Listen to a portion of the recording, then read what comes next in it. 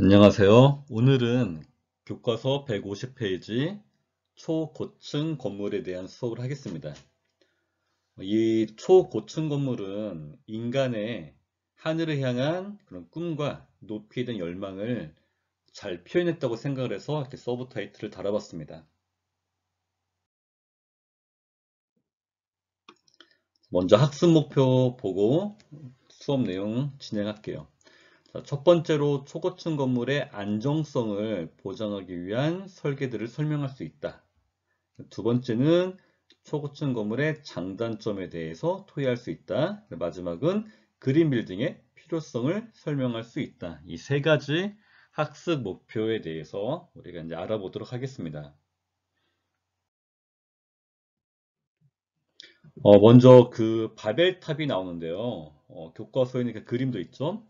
성경에 보면 그 하늘에 닿을 정도로 높은 건물이라고 하는데 이 바벨탑을 건설해서 그 인간이 그 신들의 영역이라고 할 수 있는 하늘에 닿기를 희망했어요. 그런데 신들이 이 바벨탑을 건축하는 인간의 어리석음을 보고 멸망시키죠. 그리고 이제 벌로써 그 전까지는 모든 인류 언어가 하나였다고 해요. 그런데 바벨탑을 붕괴시키면서 신들이 인간의 언어를 나눠버린 거예요.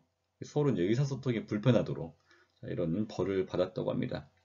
그리고 이제 실제로 이 바벨탑의 흔적은 찾아볼 수 없지만 비슷한 그런 건축물들이 아직도 중동 지방에 나와요. 그래서 바빌론 지역, 우리 바빌로니아라고도 하는데 에메테난키라고 하는 지구라트가 있대요. 그 지구라트라고 하는 거는 무슨 신전 같은 그런 건물이에요. 벽돌로 만든 이렇게 건물인데, 그 지구라트라는 그런 신전이 굉장히 여러 개가 있는데, 그 중에서 하나의 그런 지구라트 이름이 에테메난키라고 합니다. 자, 얘는 이제 하늘과 땅의 기초가 되는 집, 이런 의미를 갖고 있는데, 자, 그래서 현재 남아있는 그런 지구라트예요. 네. 이게 이제 딱 봐도 규모가 굉장히 커 보이잖아요. 근데 윗부분이 조금 무너졌어요. 여기 보면 이렇게 약간 무너진 흔적이 있죠. 근데 이거는 요즘 찍은 사진이고 과거에 무너지기 전에 찍은 사진이 있더라고요. 근데 이런 모습이었다고 해요. 윗부분에 이렇게 더 높은 신전이 계단이 여기까지 쭉, 그래서 뭐 하늘에 닿으려는 인류의 그런 열망을 건물로 표현한 것 같아요. 자, 이거는 이제 그 중동 지역의 과거의 그런 모습, 그게 복원한 그림인데 이런 식으로 지구라트들이 존재했을 것이다 라고 생각을 하는 겁니다. 네, 여기 보면 그 지구라트 보이죠? 자, 이런 것들이 이제 중동 지역의 도시였던 거죠. 위쪽에는 아마 이렇게 신전처럼 뭐 제사 지내는 그런 공간들 이런 게 있었을 것 같아요. 자, 그리고 이거는 이제 바벨탑인데 교과서 150페이지 있는 거는 바벨탑이 약간 무너진 것 같고, 무너진 건지 아니면 이제 중간에 막 건축을 하고 있는 건지, 그리고 지금 선생님이 가져온 이 그림은 바벨탑이 이렇게 완성된 그런 모습. 아, 여기도 끝에 아직 완성이 안 됐나요? 네. 훨씬 더 이게 높아 보이죠, 이 그림이. 자, 이게 이제 바벨탑인데, 그럼 이 바벨탑이 현재는 역사적으로 존재했느냐, 안 했느냐, 뭐, 이거는 이제 사실 정확히는 알 수 없어요. 그런데, 일단 그 바빌론 지역, 바벨탑이 만들어졌다고 하는 바빌론 지역의 건축 재료를 보면은 벽돌을 많이 썼대요. 그런데 이 벽돌이 굉장히 단단했다고 해요. 자갈이나 모래를 구워 만들었는데, 1세제곱미터당 약 2000kg의 무게를 견딜 수 있어요. 그래서 얘를 쌓으면은 높이가 한 2km 이상 쌓을 수 있다고 해요. 그러면은 상식적으로 건물 높이가 2000m 되는 거잖아요. 이게 가능은 하다라고 얘기합니다. 근데 실제로 이제 지구라트를 보면은 이렇게 벽돌로 이제 만들었고요. 벽돌과 벽돌을 이제 결합할 때 이 사이에 엽청이나 모르타르를 발랐대요. 그래서 이게 벽돌이 단단하게 결합될 수 있도록, 그리고 힘이 골고루 분산될 수 있도록 만들었다고 합니다. 그리고 현재 남아있는 에메난키 높이는 90m 정도 되는데, 이게 건물 높이가 90m면 아파트 30 10층 정도 되거든요. 네, 그 정도 높이니까 대전에서는 아파트 높이가 30층짜리 사실 거의 없잖아요. 그래서 정말 이 당시에 높은 건물을 지었구나라고 알 수 있습니다. 실제로는 이렇게 고도가 높아질수록 바람이 강해져요. 그래서 이 당시에 건물을 짓기 위해서 그 수많은 실패를 반복하면서 건물을 만들지 않았을까 이렇게 추정하고 있다고 합니다.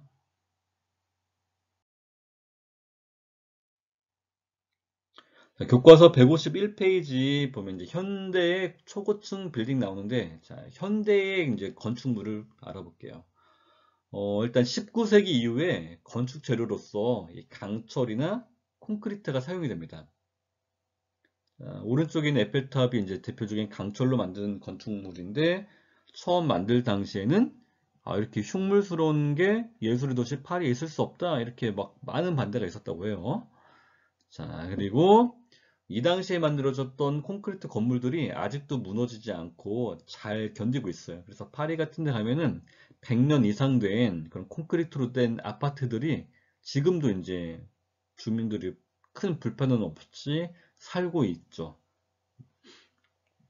자, 그리고 두 번째, 10층 이하의 낮은 건물과 100층 이상의 초고층 건물은 구조부터 다르게 설계한다고 합니다. 그리고 이 건축의 구조를 살펴보면은 일단 고도가 높아질수록 풍속이 증가해요. 그러니까 바람이 세기 때문에 바람의 힘, 바람의 횡력에 대한 안정성을 확보할 필요가 있죠.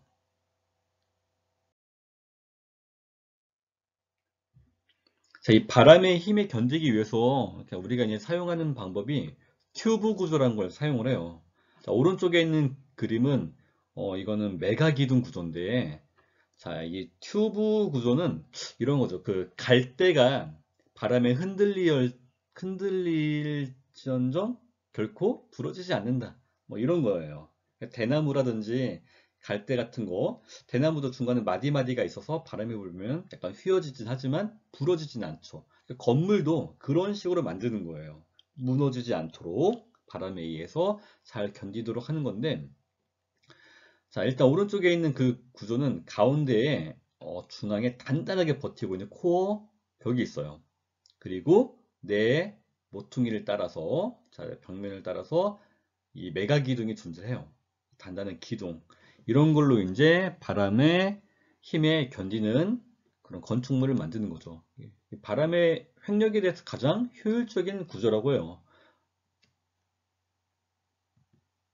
자, 우리나라에는 이 건물 다들 알죠? 서울에 가면 엄청 높은 롯데월드 타워인데 이게 이제 그 메가 기둥 구조예요. 자, 이게 오른쪽에 있는 이 그림부터 보면은 가운데 이게 코어 벽들이 있고요. 이 주변을 메가 기둥이 둘러싸고 있어. 이게 실제 롯데월드 타워의 그런 모형인데 그리고 중간에 건물을 꽉 잡아주는 여기 초록색 부분이 이게 아웃리거 구조라고 하는데 자, 이게 중간에 한 3, 4개 정도 들어간다고 해요. 건물 중간에 하나, 중간에 둘, 셋, 뭐 이런 식으로 들어가서 중간중간 건물의 그런 강도를 더 높여주는 그런 역할을 합니다. 자, 이게 이제 여기 그림 보면은 이제 아래쪽은 사실 조금 넓고 위쪽으로 가면 이렇게 약간 좁아지잖아요. 이렇게 쭉 위로 올라가도 이 가운데 있는 이 코어는 쭉 유지가 되죠. 자, 이게 코어 구조를 이용한 건물의 안정성 확보 그런 설계라고 볼 수 있어요. 네. 그리고 이제 이 초고층 건물 같은 경우는 중간중간 뭐 안전 피난 구역이라든지 이런 걸 설치해서 화재라든지 뭐 이런 거에 좀 대비를 하기도 합니다. 자, 두 번째 구조는 Y자 구조라고 할 수 있어요. 자, 이 Y자 구조는 코어가 이제 Y자로 생겼어요. 이 Y자 코어가 벽을 따라서 분포하죠. 그래서 이 Y자 구조는 주거 공간 확보하는데 좀 유리하고 건설 비용 대비 사용 면적이 증가해요. 그러니까 쉽게 말하면은 비용 대비 효율적인 면적을 더 넓은 면적을 얻을 수 있기 때문에 효율적이다 이렇게 볼 수 있죠. 그래서 이 코어 벽이 Y자로 분포하는 거죠. 그리고 이 초록색의 주거 공간을 설치하는 거예요. 자, 가장 대표적인 이 Y자 구조가 두바이에 있는 건물이죠. 여러분들도 다 아실 텐데 자, 현재 세계 최고 높이를 자랑하고 있는 네, 건물이죠. 부르주 두바이인데 800m 이상으로 얘기해요. 엄청 높은데 우리나라 그 롯데월드 타워가 500m쯤 되거든요. 예, 걔보다 거의 300m 정도 더 높은 그런 건물이에요. 층수도 162층. 정말 높아요. 건설비가 지금 12억 달러라고 하는데 이 주변 지역까지 다 합치면은 굉장히 많이 들어서 한 4조 원 가까이 된다고 합니다. 자, 이 건물을 보면은 이제 단면을 보면 이렇게 Y자, 자, 보면 이 가운데 코어를 우리가 확인할 수 있죠. 그리고 아래쪽에서부터 위쪽으로 쭉 올라갈수록 이 건물이 밑둥은 조금 넓고 위로 갈수록 좁아지지만 가운데 있는 이 코어는 계속 유지가 됩니다. 자, 지금까지 이 코어 구조를 통해서 초고층 건물의 안정성을 확보하는 걸 알아봤고요. 넘어가서 152페이지 탐구 토의 볼게요. 자, 초고층 빌딩 어떻게 생각하나? 여러분들은 초고층 빌딩에 대해서 어떻게 생각해요? 뭐 필요하다, 필요하지 않다, 아니면 뭐 있으면 좋다? 그런데 만드는데 뭐 비싸다.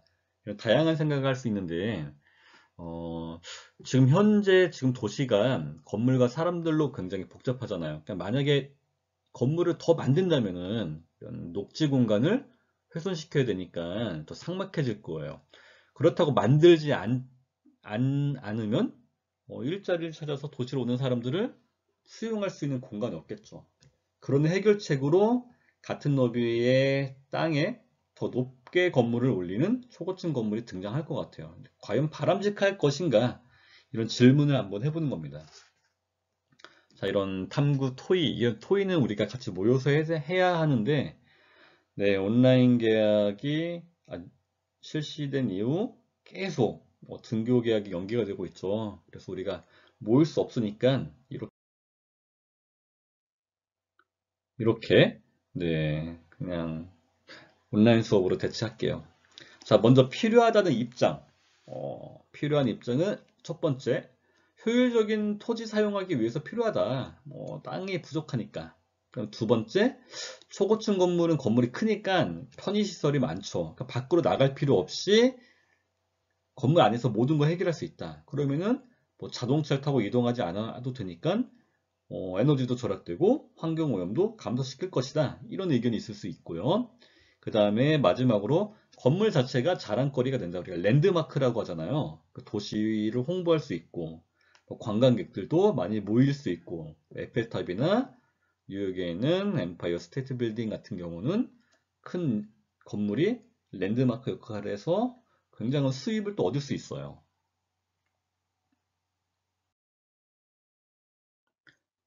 반면에 그 단점도 많을 것 같아요.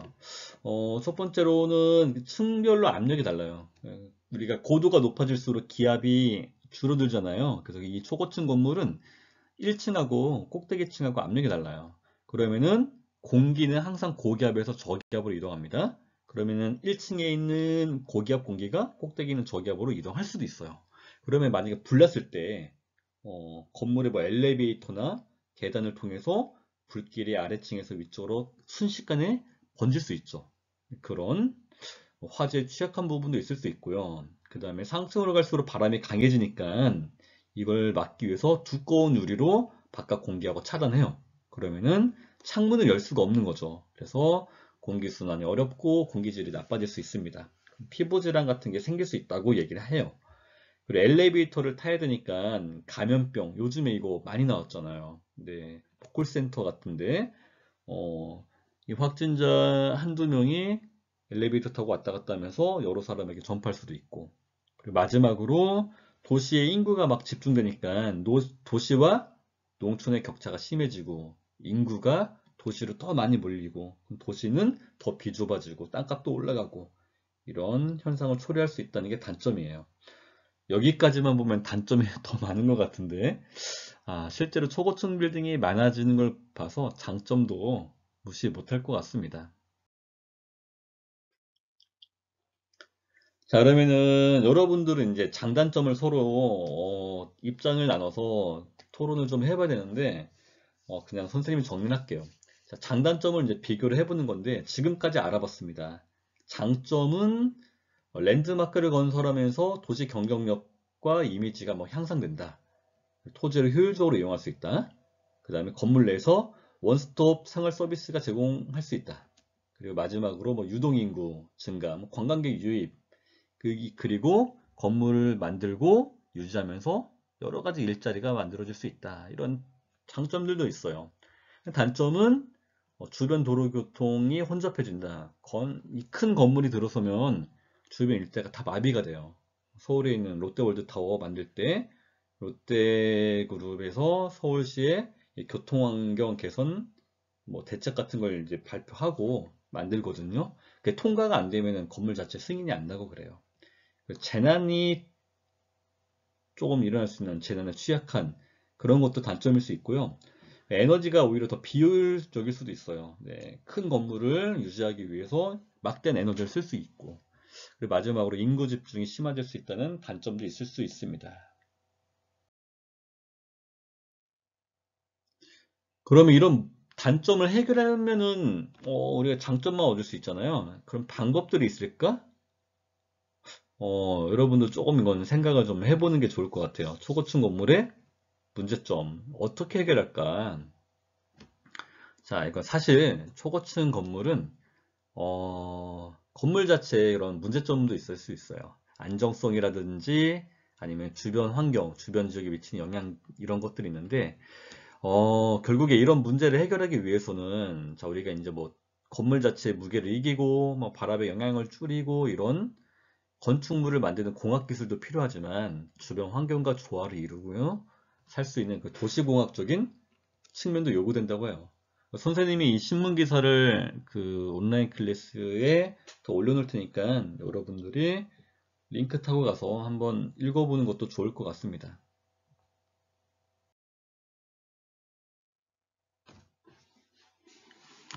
자, 이제 교과서 153페이지 튜브 구조와 내진 설계 볼게요. 자, 튜브 구조는 앞에서 우리가 얘기했던 그런 건물의 안정성을 위한 뭐 코어 구조 뭐 이런 거는 이제 비슷한 것 같아요. 자, 일단 튜브 구조는 바람과 지진 등으로 발생하는 수평 방향의 힘을 안정적으로 지탱하기 위한 거. 아까 봤던 거랑 비슷한 겁니다. 그 다음에 중력 방향의 힘을 건물 안쪽에 위치한 몇 개의 수직 기둥으로 견디고 요즘에는 이제 건물 자체를 전체 하나로 튜브로 만드는 그런 건축 방법도 많이 쓰여요. 오른쪽에 있는 거는 실제로 건물이 존재하는 건물이에요. 네, 간략하게 이제 우리가 나타내는 건데, 얘는 이제 9개의 그런 튜브로 이루어졌어요. 이 밑에는 거의 이렇게 정사각형 모양이죠. 이렇게 9개의 튜브인데, 이 건물이 위로 올라가면 올라갈수록 좀 좁아지잖아요. 근데 이 좁아질 때 튜브를 하나씩 하나씩 생략하는 겁니다. 그래서 아래쪽은 이렇게 9개가 다 버티고 있지만 조금 올라가서 여기 중간층 보면은 2개가 생략됐어요. 그래서 이렇게 구조가 있고 더 위로 올라가면은 여기 가운데 부분이 이렇게 십자 구조예요. 이렇게 십자 구조만 이루고 이 최상층은 지금 2개밖에 안 남았죠. 딱 2개로만 이런 식으로 튜브를 다발로 묶어서 건물을 만드는 거죠. 작은 나뭇가지 하나는 쉽게 부러뜨릴 수 있지만 나뭇가지 이렇게 다발로 한 다발 한꺼번에 부러뜨리기는 어렵잖아요. 그런 원리를 이용한 겁니다. 자, 그리고 이제 이 튜브 구조가 고층 건물에 가장 이제 적합한 구조라고 할 수 있는데, 자, 얘는 이제 롯데월드 타워죠. 얘는 건물 전체를 하나의 그 튜브, 가운데 있는 큰 튜브로 만든 거고요. 오른쪽에 있는 건 이 상하이에 있는 금융센터 건물이에요. 얘는 원래 일본 애들이 이제 설계를 했는데, 원래는 이 위에 구멍이 동그랬다고 해요. 처음 설계는. 근데 중국 애들이 이 구멍 동그란 거 보고, 야, 일본 애들이 중국의 가장 큰 도시인 상하이에 이 동그란 거는 일장기에 그 가운데 있는 빨간 동그라미처럼 만든 거는 중국에다가 일본 국기를 꽂는 거랑 다름없다. 이런 식으로 반대를 엄청나게 했다고요. 그래서 일본 애들이 중국의 반대에 부딪혀서 네모로 바꿨죠. 그래서 요즘은 이 건물이 이렇게 생겼는데 우리가 이제 병따개를 불러요. 병따개랑 거의 똑같이 생겼죠. 자, 근데 이렇게 바람 이렇게 통해서 쭉 지나갈 수 있게. 그래서 건물에 미치는 바람 영향을 최소화하는 건물이라고 합니다. 여기 가면은 여기 이제 전망대도 있고 그래요. 선생님이 이 상하이 갔을 때는 얘가 가장 큰 건물이었고 얘는 막 만들고 있었는데 요즘엔 이 옆에 더 큰 건물이 하나 더 생겼더라고요. 예, 정말 중국 애들은 놀랍습니다.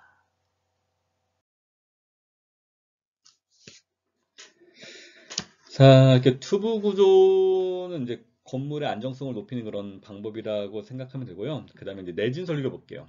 자, 내진 설계는 지진의 피해를 줄이는 거죠.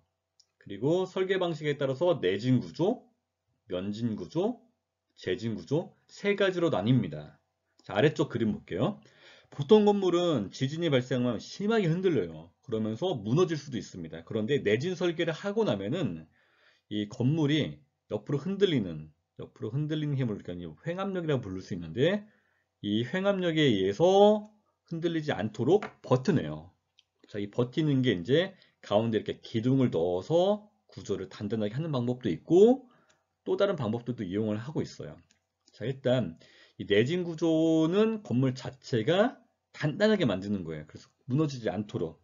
땅은 흔들리지만 물론 건물도 흔들려요. 그래도 무너지지 않도록 만드는 거고요. 그 다음에 가운데 있는 이 면진 구조는 땅은 흔들려요.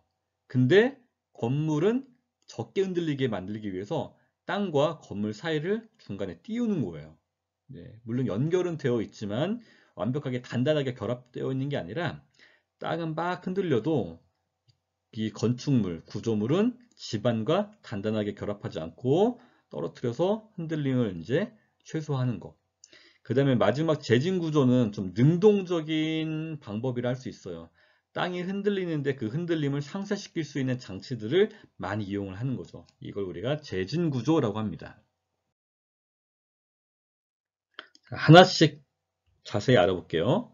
내진 구조는 이 건물 내부에 철근 콘크리트 내진벽, 단단한 벽이에요. 이런 거를 설치해서 강한 흔들림에도 붕괴되지 않도록 튼튼하게 만드는 거. 자, 이렇게 만들면은 건물 자체가 이제 변형을 일으키지만 결국 무너지지 않도록 만드는 거죠. 자, 면진 구조는 이건 진동 주기를 길게 변화시켜서 건축물이 받는 에너지를 줄이는 원리다. 원래 지진이 발생하면 1초에 만약에 100번 흔들린다. 그러니까 이거를 흔들리는 거를 100번이 아니라 10번만 흔들리게 천천히 흔들리게 바꾸는 거예요. 그래서 이 흔들리는 주기가 천천히 흔들린다. 주기가 길어질수록 충격이 줄어들겠죠. 자, 이렇게 충격을 줄이기 위해서는 건물, 즉 구조물과 땅, 지반을 분리하면 돼요. 그렇게 해서 구조물의 진동이 잘 전달되지 않도록 하는 개념을 우리가 면진 구조라고 합니다. 자, 마지막으로 이 재진 구조는 지진의 진동을 일단 감지해요. 아, 땅이 흔들리는구나. 그럼 그에 따라 이 지진에 대항하는 힘을 발생시키거나 또는 진동을 발생시키는 거예요. 그래서 구조물로 이 힘이나 진동을 전달시켜서 진동을 감소시키는 거. 쉽게 말하면은 그 헤드폰이나 이어폰에 노이즈 캔슬링 있잖아요. 밖에서 들리는 소음이랑 정반대의 음파를 발생시켜서 소음을 차단하는 그런 거랑 거의 비슷한 거예요.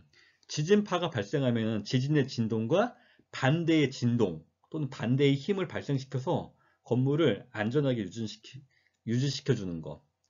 대표적인 게 대만에 있는 타이페이 101. 자, 이 빌딩이죠. 한때는 세계에서 가장 높은 건물이었는데 여기 보면 옥상에 여기 첨탑이 있어요. 꼭대기. 자, 이게 첨탑인데 이 밑에 빨간 점 이게 보면 얘예요. 엄청나게 무거운 이 쇠 공이 들어있어요. 예. 자, 이 공이 들어있는데 얘가 지진이 발생했을 때 진동을 흡수한다고 해요. 이 타이페이가 대만 지역이 환태평양 지진대에 속하기 때문에 지진이 굉장히 많이 발생하는데 세계에서 가장 높은 건물을 만들면서 이 안에 이렇게 지진이 발생했을 때 진동을 흡수할 수 있는 공식 명칭이 동조 질량 감쇄기라고 하는데 지진에 반응해서 진동을 흡수할 수 있는 이런 공을 설치를 한 거죠.